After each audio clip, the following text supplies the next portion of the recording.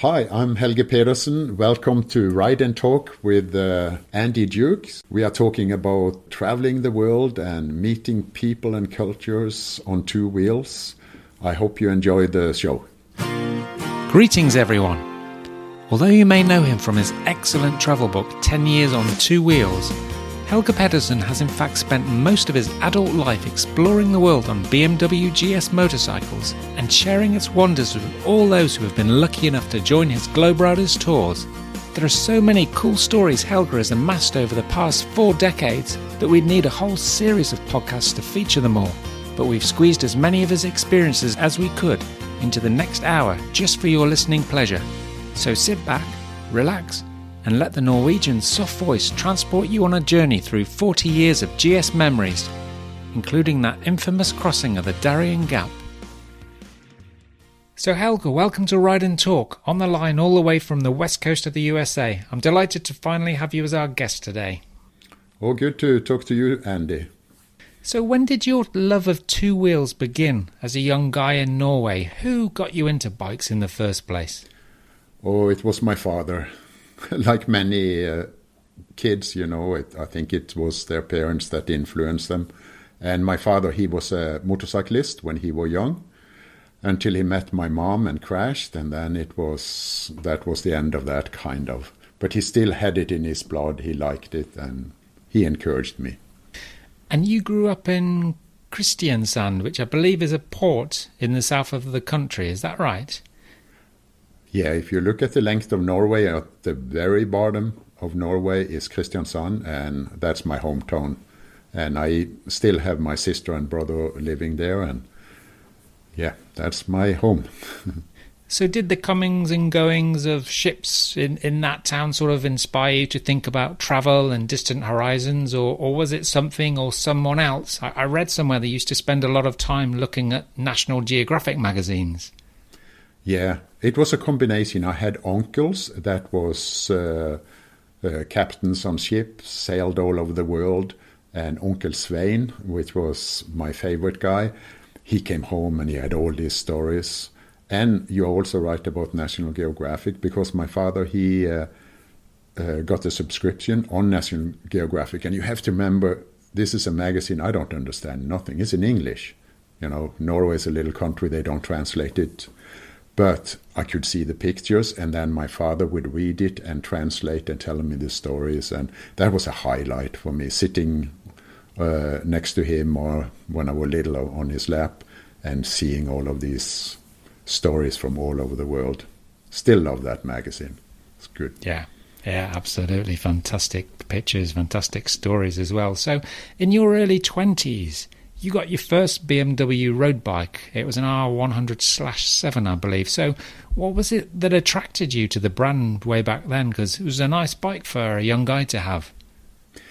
Yeah, it was my friend Per Ola Bang in Kristiansand that got me into motorcycling. He and his brother, Agnar, and they had motorcycles, and I always wanted. So the first bike I got was a Ish 49. It was a Russian bike. Then I got a TT 500 Suzuki, and then I always dreamt about having a BMW because that's what Pelle had, and that's how I got into that bike.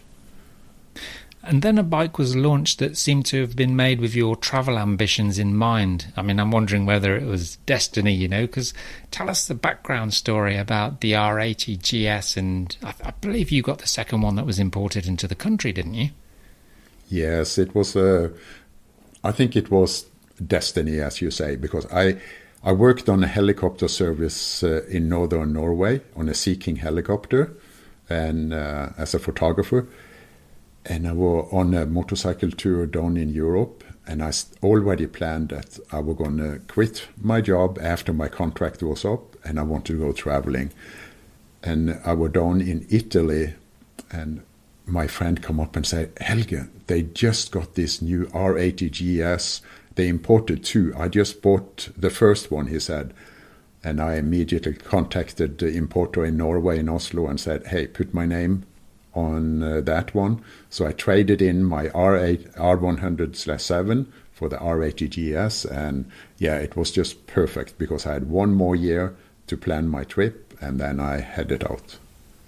So you had a plan for a trip, and you had your GS, but at the same time, you also had this budding career. I mean, you were already working as a photographer. You probably had, quite a well-paid job doing that. So there was a lot at stake, in terms of a safe career path, financial security, all of those things. Did you think about that, or were you too much focused on the escape, the great escape? No, I thought about it a lot, but I think I had it in me, this adventure thing, because I went to school to get my education for the photography thing, and I came out best in class. It was only 6 of us, and I could kind of probably gotten a nice job with Kodak in Oslo, and that was the attraction for my schoolmates. But I asked or applied for the job furthest away, up in northern Norway, 70 degrees north, called Lakselv. It's 150 kilometers south of North Cape. And so it's way on top there.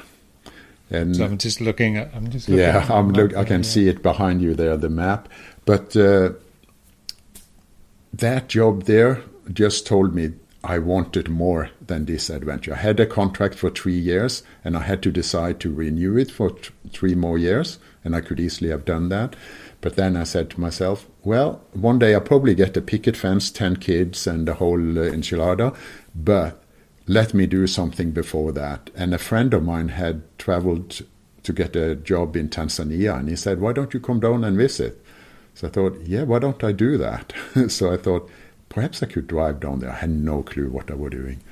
But that's how it all started. The dream started in that manner. Yeah, it just takes a spark of an idea, doesn't it? I mean, yep. So you had this new GS, and you had this itch to get out and ride it, but there was no adventure motorcycling industry to speak of at that time. I mean, there were no aftermarket specialist parts, no official accessories, probably no Touratech. So how did you get this unproven bike prepared for overland travel? Again, it was my friend, the BMW rider, Pelle, or Per Bang, and we sat down, looked at all kind of magazines. We got German magazine, Motorrad, and British magazines, Scandinavian magazine, and we read these stories up through the years, and I'd seen that people were doing things, they were making things. And a friend of mine at that time went to study in Germany, medicine. He became a doctor later, and he brought back a Heinrich tank, which is a 40-liter tank. Big mother.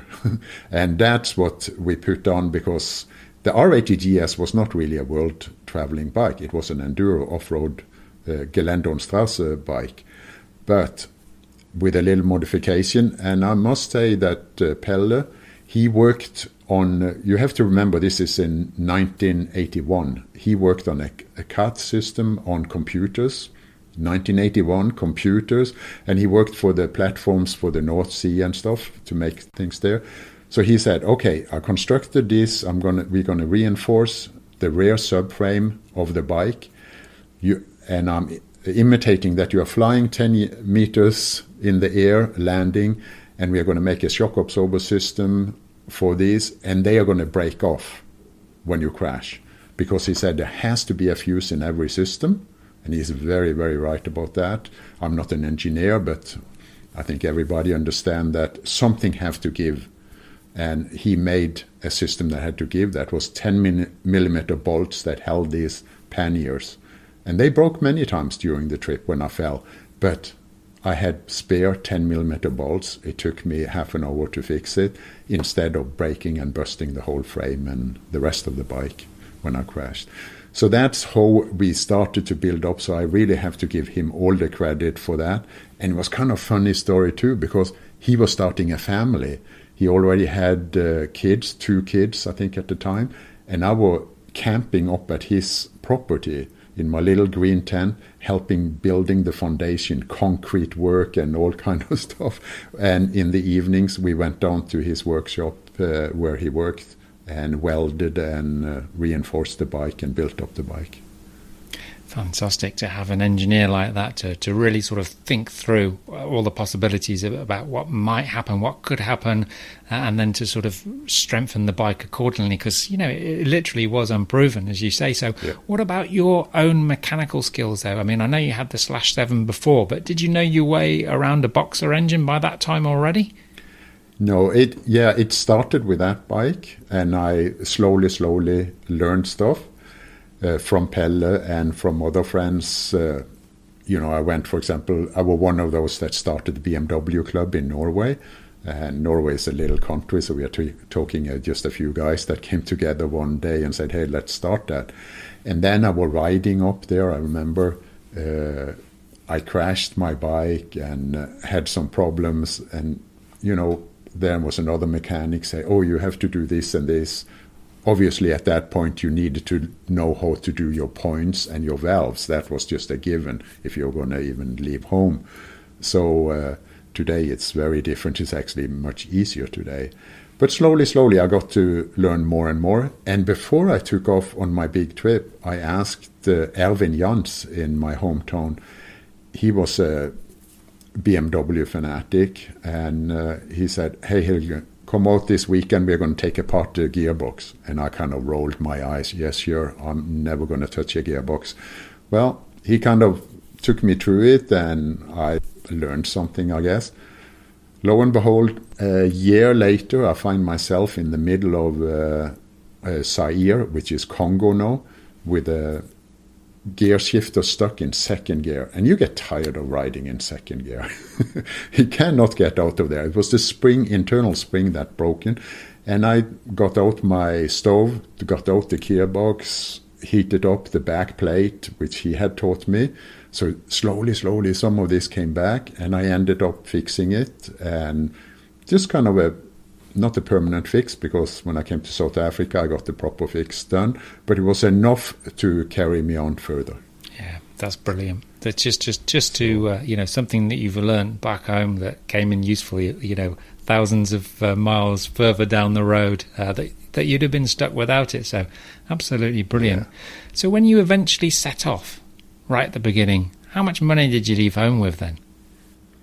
I have just over $2,000. I think it was 2,300 and change. And my idea was I went to different magazines, because I had my background as a photographer, and I'd been writing some articles now and then. So I went and said, hey, can you guys sponsor me and take my... And everyone said, that sounds great, just send something, but they couldn't commit with a contract. It was not like I got a paycheck every month.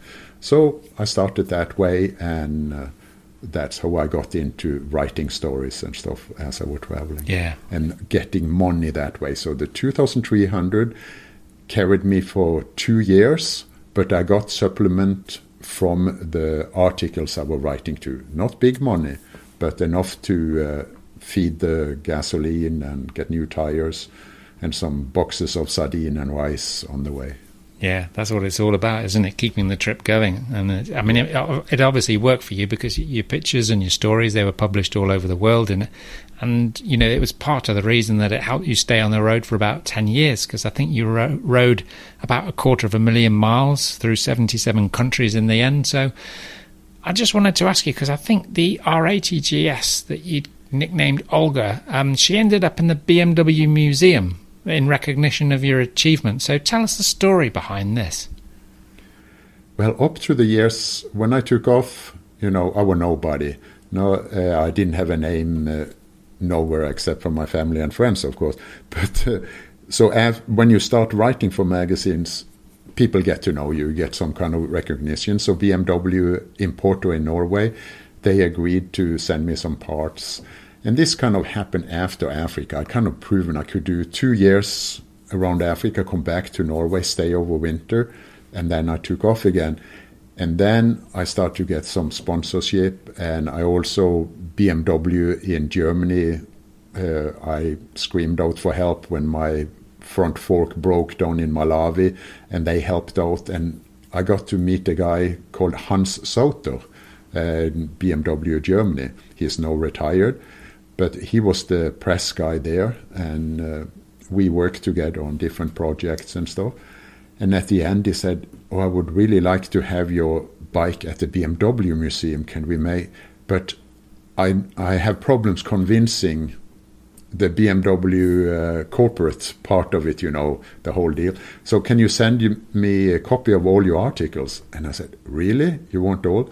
So it was, I wouldn't say thousands, but there were hundreds and hundreds of articles, and I printed them out and made copies and sent a big box, and he immediately called back and said, "Oh, we have it. I mean, with that volume, that's great, no problem."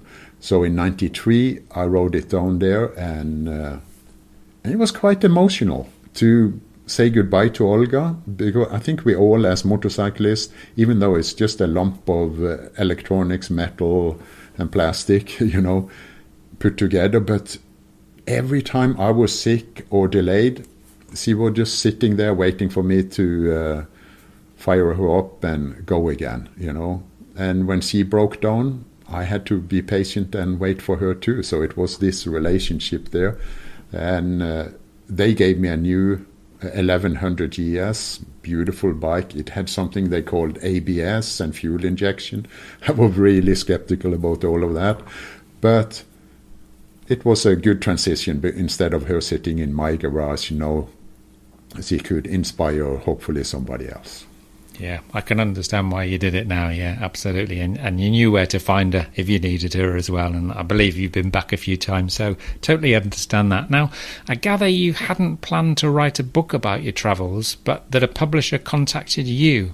What happened there, Helge? Well, I'd been writing for 10 years for Scandinavian magazines, one magazine in Norway all the time, so...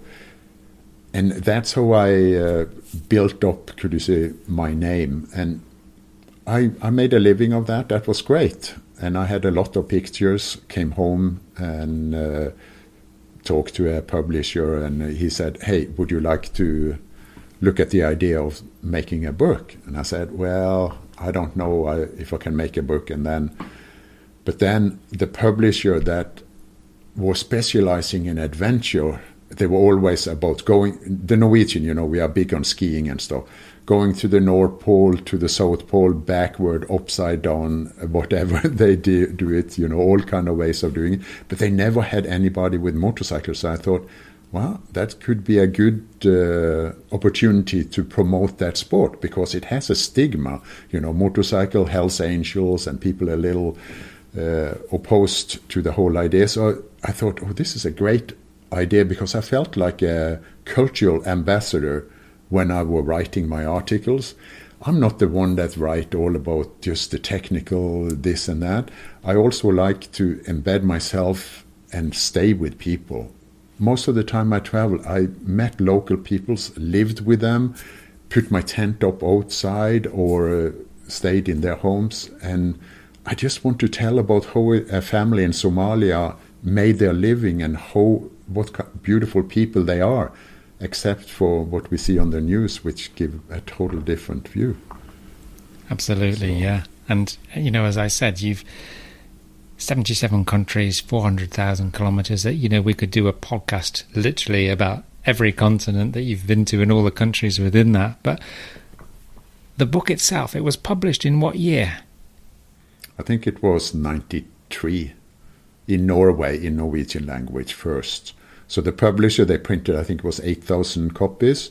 And Norway is only 5 million people, so that was quite a big run for them. And then I came over to the US. I moved to the US in 93 and translated it and did a self-publishing, because everybody here, they wanted to make a paperback. They had a formula for it. So I said, no, I'm a photographer. I'm proud of my photography. I would like to do that. Anyway, so yeah, 93, it came out first. Yeah, and it's got one of my, I think, not one of my, but I would say my favourite adventure motorcycling photo, I think, of all time. And it's the one that's on the cover. And I've always wondered exactly what the story is behind this. And for all those who are listening, if you just Google 10 Years on Two Wheels Helge Pedersen, you will be able to see a cover of this book. And I'll let Helge describe it, because it's a beautiful picture, but there's surely a story behind it too, and I think it involves the Darien Gap. Yeah, the picture is the bike, Olga, in a dugout canoe in the Darien Gap. Darien Gap is between Panama and Colombia, or I should say Colombia and Panama, because I came from the south, and that's the only way north if you want to go by land. But normally people don't go through there. I was just stupid. I had no idea that this was ridiculous to go through there. But I met some journalists in Peru, and sometimes I contacted journalists just because I was a journalist myself, and you get stories and you can trade information. And they say, what are you going to do when you come to Colombia? Well, I'm just going to follow the road north. No, there are no road. Oh, really? So, long story short, they told about somebody that gone through with a car. It was the Upton expedition from the US, and they used several years and blah, blah, blah. But so I thought, if they had done it with a car, a bike would have piece of cake. So I come up there, didn't get permission to go in because it was the rainy season, and I had to ask for or have a written permission from Bogota in Colombia. So I applied for it. It would take a month, and by that time the dry season would come around in February. And I traveled around, and one day I was camped outside a hotel because I was saving money. And in the bar in the evening, I met a lovely lady, and she said, oh, you have to meet this guy. He worked for Encounter Overland from Britain, and he take customers on custom tours walking through there. And I think he is coming with a few guys next week or something. Anyway, I came back, met him. We sat down, made a map about it, and said, yeah, it's going to be tough for you, but you need somebody else to help you, and you need a rope, pulleys. And I was like, wow, this is going to be quite something. And at the same time, another guy came and camped in the back of the hotel, also a backpacker on a low budget, and it was Joachim Quernheim from Germany. He had just been robbed in Venezuela. He had some problems with the Colombian police that extracted some money from him, so he was like kind of fed up. And I said, let's go to the jungle. Why don't you help me through there? It will be fun. And he got fired up about that. He was adventurous, long. And he was really strong, fit guy. So I thought, oh, and he's German. Germans are very stubborn. Norwegians are pretty stubborn, but Germans are very stubborn. So I thought that combination, that team there.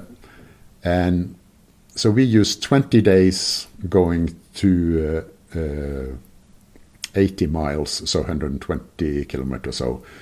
And it was the toughest I ever done. But this picture you asked about, so that was part of it. There was a river. We went up, and the locals took us there. So when I took the picture, for me, what I see it in, it's going in, what it makes it a good picture as a photographer is going into the unknown. You see the green and going into the black hole of the jungle, so to speak. But it opens up for all kind of avenues. You never know, you set out on an adventure. If you take a right, perhaps you meet your wife. If you take a left, you meet another wife. See what I mean? It's just possibilities everywhere. And there's little girl sleeping there. It's a 9-year-old little girl, one of the Kuna Indians. And Joachim is sitting with his hat on in the front, kind of the explorer looking into the future. So, yeah, that ended up being the picture because of what I just said. And you were standing in the back of the dugout canoe with the GS sort of laying on its side, balanced, and trying to sort of get all that perspective right and take that picture. I think I saw it. I think it must have been published in Bike magazine in the UK. I think that was maybe where I first saw the picture. Sort of in a full A4 size, maybe one of those magazines. But So just to put this in perspective, because we recently had Dylan Wickrama on the podcast, and of course he was telling us his story of avoiding the Darien Gap by turning his R1150 GS Adventure, Bruce that he called it, into a powered raft, and he headed out into the Pacific Ocean to get from Panama to Colombia. But of course you did the opposite. You purposely tried to get your GS through this 120 kilometers, as you say. It's hilly, roadless swamp, and it's dense jungle. So just put it into perspective. It was just the two of you and Joachim and this R80 GS, but how much did that bike weigh fully loaded? Too much. Honestly, I don't really know how much it weighed, but just to give you some technical stuff, when we came there, many times we took the aluminum panniers off, carried them a kilometer or two, and then drop them. And at that time we could also, on the way back, we could clean the track. We had machetes, these big jungle knives, cutting our way and preparing for the bike. And one of the first days we were there going up a hill, and I didn't realize that the jungle would be that hilly, but it really is steep hills many places and muddy and stuff. And I was just giving it too much gas, and I got involuntarily up on a wheelie and totally lost control, threw the bike to one side so it shouldn't crush me. But my hand landed on a rock and it broke the bone up here on top of the hand. I didn't know it was broken at the time, but obviously it hurt pretty bad. And it was a monstrous bike, plus it was an air-cooled bike. And that's a disadvantage when you don't have any flow to it. So I ended up getting what they call vapor lock. I didn't know what it was at the time, but basically vapor lock is boiling the gasoline in the carburetor. It's no fuel injection. So I ended up and thought, oh shoot, what can we do? We need to cool it down. So I just took out the air filter. And it's not a lot of dust, and it's not too bad. I don't think it really harmed the engine too much. And the other problem was the battery was getting low, because I didn't have a lot of high RPM over a consistent period to charge the battery. Okay, so at least you had a kickstart. Yeah, so I started using the Kickstarter. And it was a heavy beast, and I had plenty of fuel because I have 40 liters, so we used that for cooking food and stuff too. So, yeah. God, that's incredible. I was wondering what was actually in your survival kits for this crossing, because, obviously you had to carry all of your supplies with you because there's no people and there's no food out there apart from insects and animals, I guess, and the indigenous people that are scattered about. Well, we didn't see almost 2 weeks. I think we didn't see anybody else. And you have to remember, this is not a road. It's a man-made trail. So the Indians go there and cut with the machete only in the dry season, which is 2 months out of the year. The rest of the year is flooded. Danny Liska wrote a good story in his book about crossing the Darien. He shipped his bike around and walked through, but he did it in the rainy season. Totally crazy. I interviewed him before he passed away many, many years ago, and it was an incredible story he had, and it was just flooding and rivers being dragged down the river, and it's quite an area. And then, of course, you said you didn't see people for a couple of weeks, but you weren't alone, were you? Because you had plenty of company, like scorpions, giant spiders, mosquitoes, killer bees, I've heard, maybe even, vampire bats, leeches and ticks.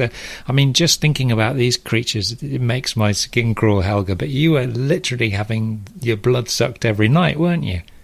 Yeah, the ticks was the worst one.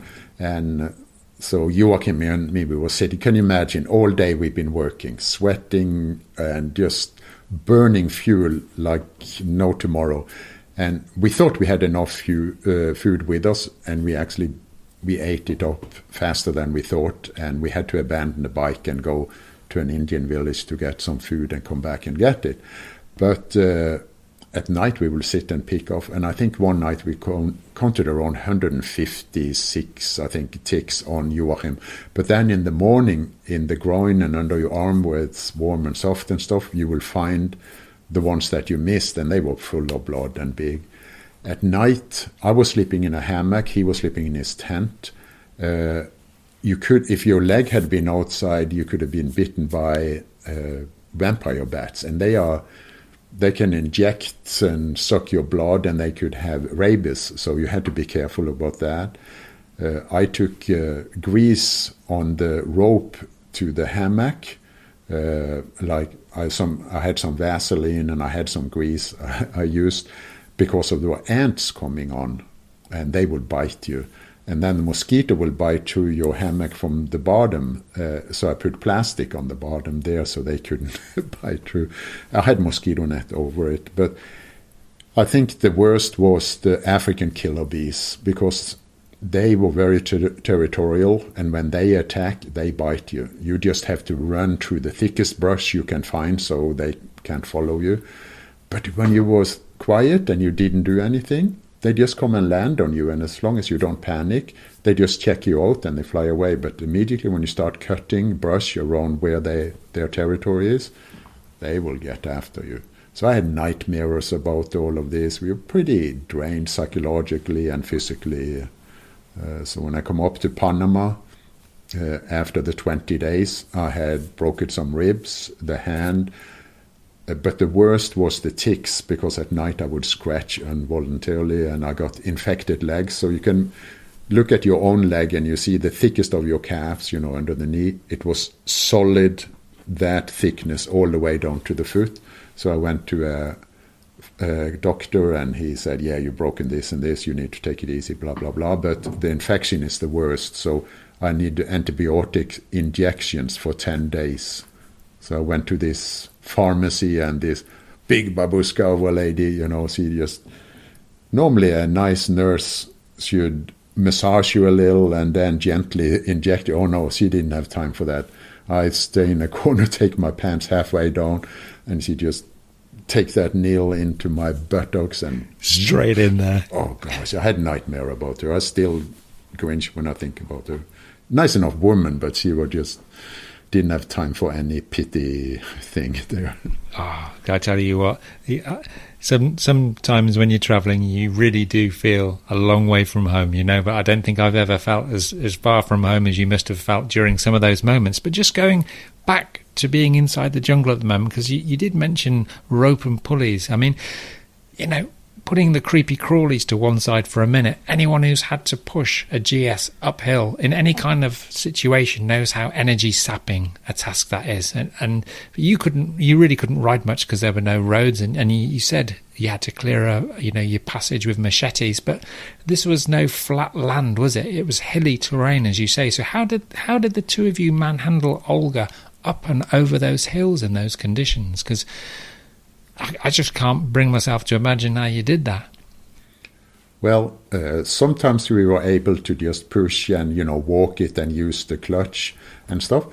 But there were some hills that were particularly steep. And what we did, we cleaned it as much as we could.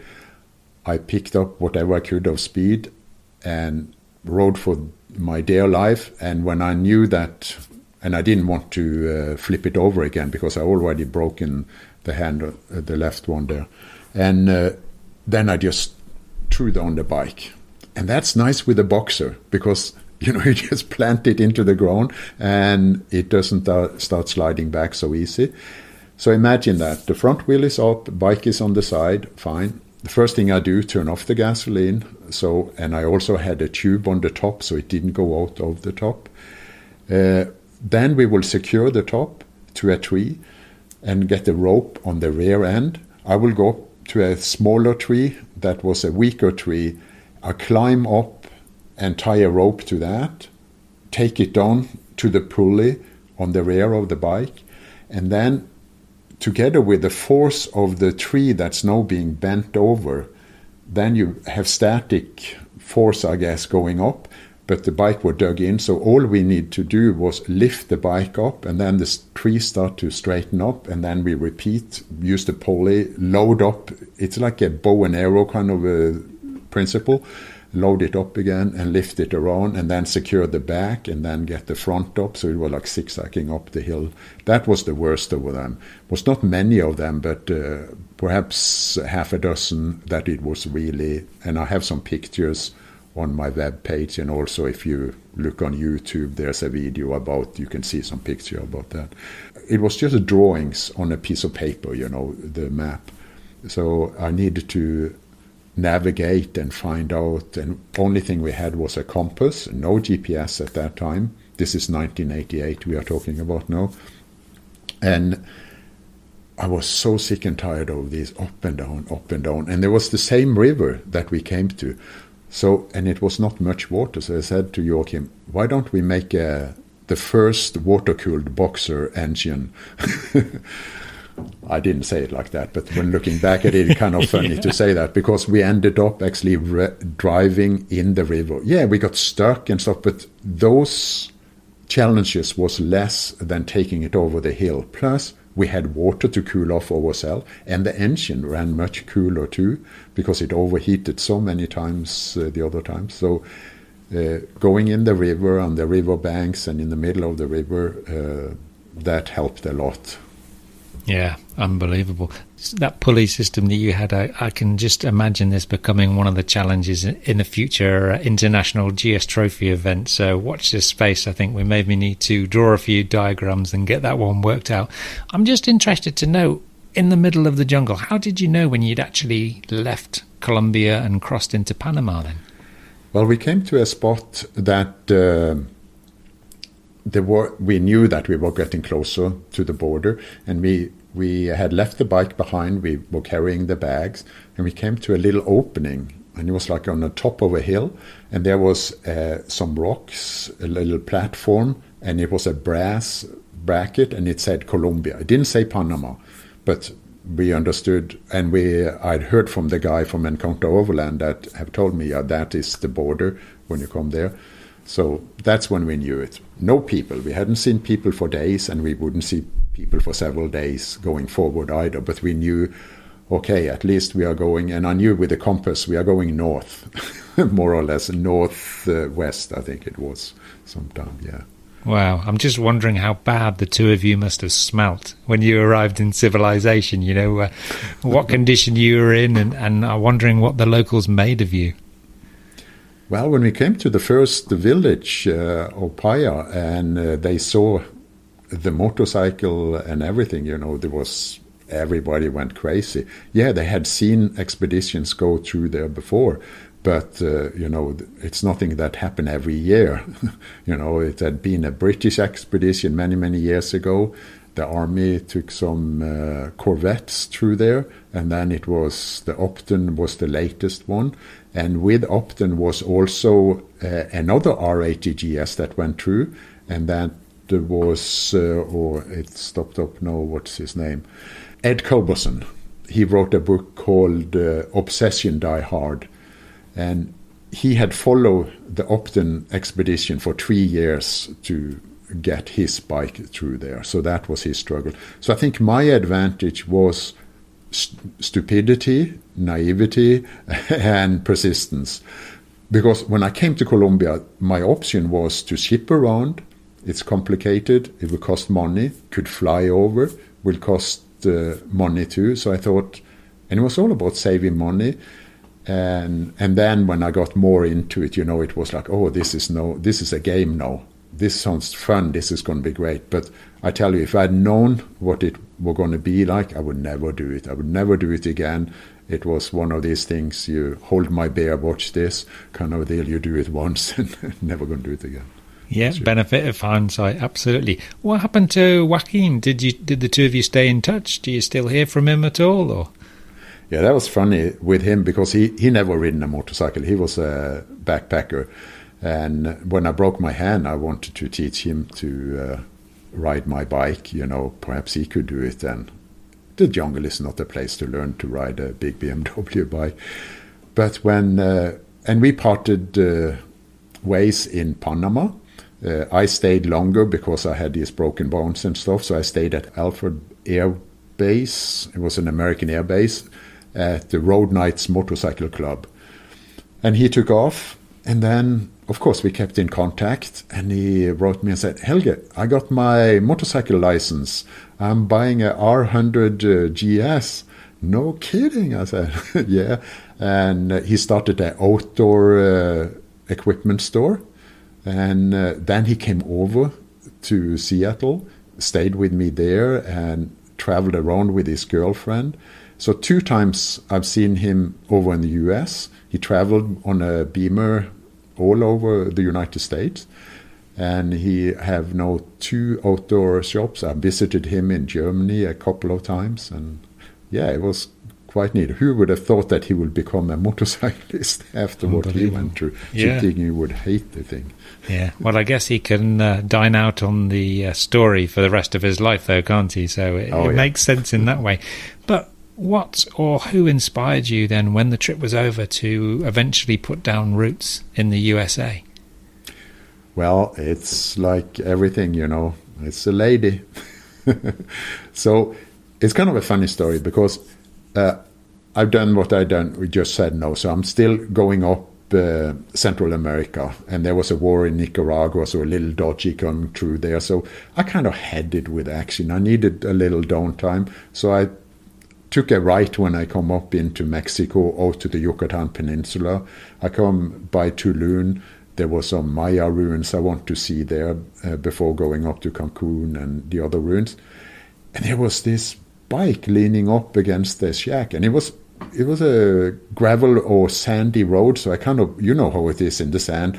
If you don't commit, you're not going to make it. So, I had good speed, and I saw it, and I saw this was no Mexican bike. It was it looked like a Moto Guzzi, the cylinders kind of sticking up there. But I couldn't really stop there because I would crash. So I found a place, turned around, come back, and I said, yeah, good time for a lunch break. Here I meet Dana Payne. He was from Seattle on his yearly outing, and this time he chose to ride all the way from Seattle down to the Yucatan Peninsula. And he said, hey, I have a mask and fins. If you want to do some snorkeling, you're welcome. So I ended up staying there, making friends with him. Fast forward, come up to Seattle, and he said, please come and visit me. And by that time, we were good friends. Really nice guy. I liked him a lot. So he said, you can stay with me. And I stayed with him. And he worked at Woodland Park Zoo in Seattle. And that's what I met, that later became my wife, Karen. And, that's how I sat down and decided to live in Seattle. So in 93, I moved over, and I lived here ever since. Yeah, and you founded Globeriding, your own adventure travel company. Do you think it's still possible to have an adventure like you had in the 1980s? Is that still possible these days? I'm 65 now. I'm going to be 66 probably by the time you get this out on the air, but very soon here. And I'm looking at all what's going on, and I see YouTube and people doing things and stuff, and I'm thinking, oh, it's not like when I did it. And I remember when I was a kid, our parents told that about us. Oh, in my time we did it this way. So I think I'm just going to shut up and accept the way it is. In the way, when I say that in that way, I mean, I have to have respect for the people that are doing it in their way today, because there's not one way that's right and one that's wrong. What I feel, though, is I feel sorry and pity in a way for people that taking off today to see the world, because there's so much pressure. You have to have a Facebook account, an Instagram account, a Twitter account. You have to report all the time. And I even see it on our tours that is very manicured and very structured. But people, they are so busy in the evening writing and updating their social media outlets to be seen. Yeah, that's great for family and stuff. And sometimes I have pep talks with them and saying, hey, are you really on this tour, or are you just playing a video game and recording and broadcasting to the world what you are?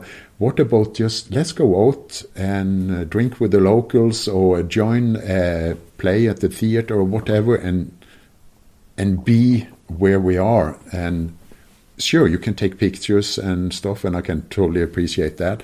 But I think there's a fine line, and it can be a lot of peer pressure for the younger people today to have to overperform almost to get so and so many likes and so many views on your videos and all of that. So it's different, but let me also shoot in there that it's opened up tremendously, because when I traveled through South America, for example, or Africa, I didn't meet anybody. I met less than a handful of other people that was out traveling, and on motorcycles was very, very rare.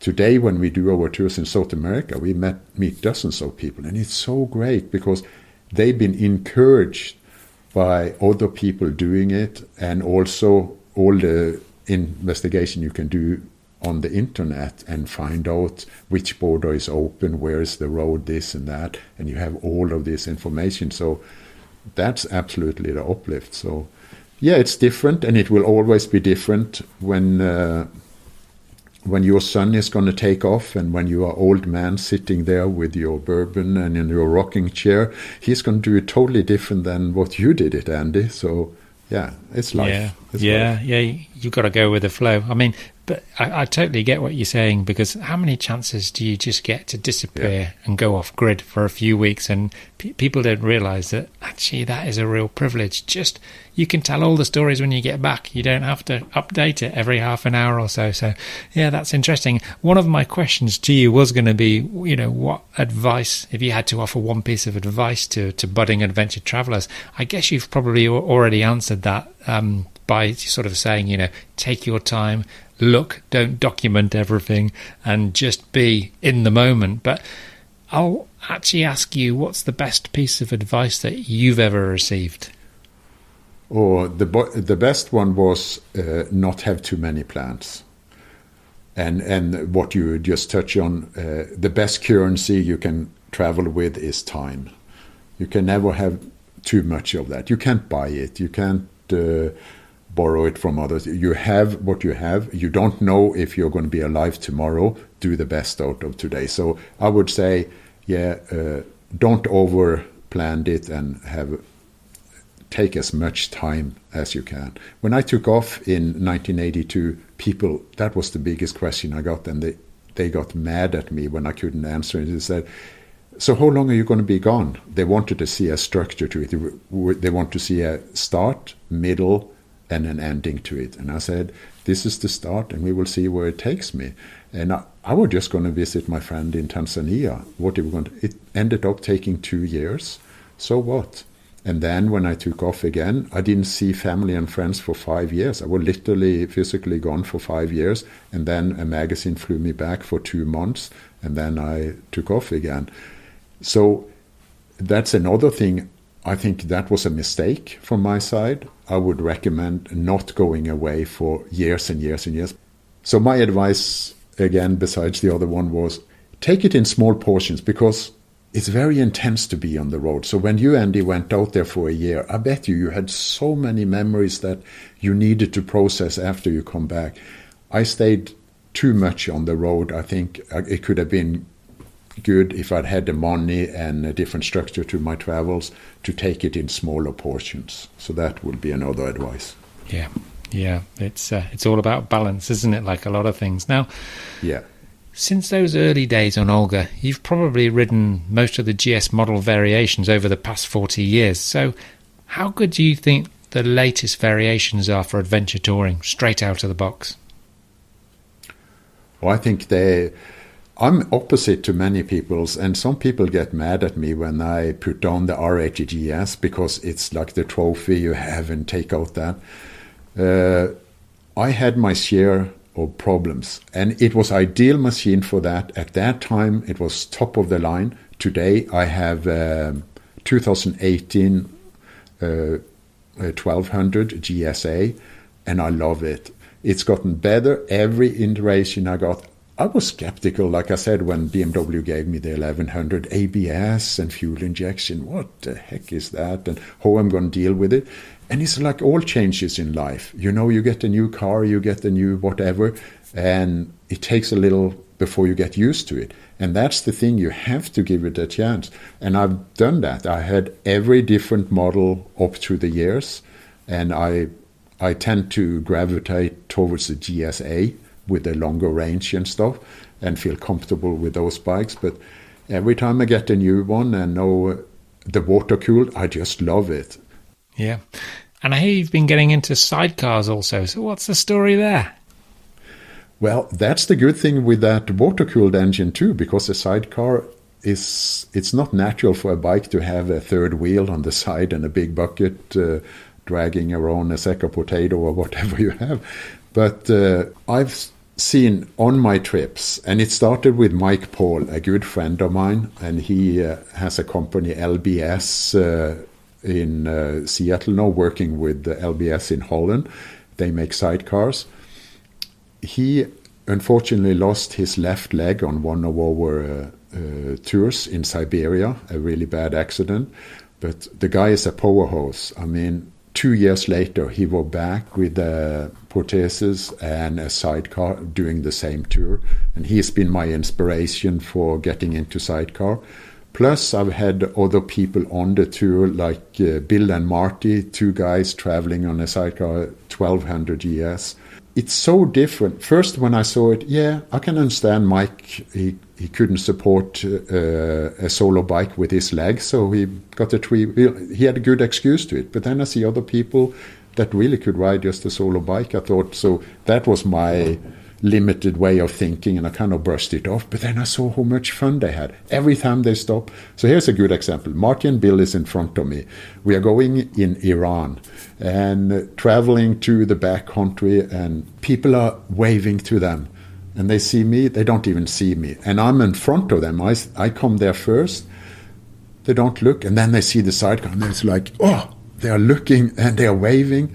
And then we stop, and they take some kids in the sidecar, and it's every time they stop, they have more attention. Not that I need attention every minute of the day, because sometimes it actually can be bothersome to have too much attention. But I think what made motorcycling what it was for me was that I didn't sit in a box. I was exposed to people.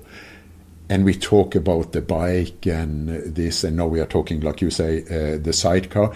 But that's just an introduction, and it's an opening act to talk about culture, politics, to have a cup of tea, share a meal with these people, and that's what traveling about.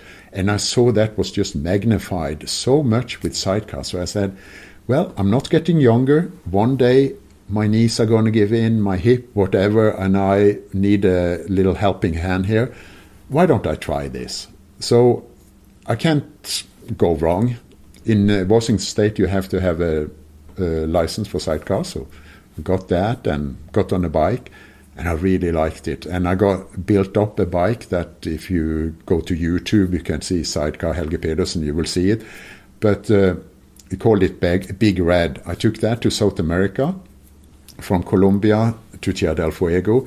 Didn't have much experience, but I loved it. It was great. And now, actually, I'm waiting for a new one coming from Germany that the Mobeck in Germany is building for me.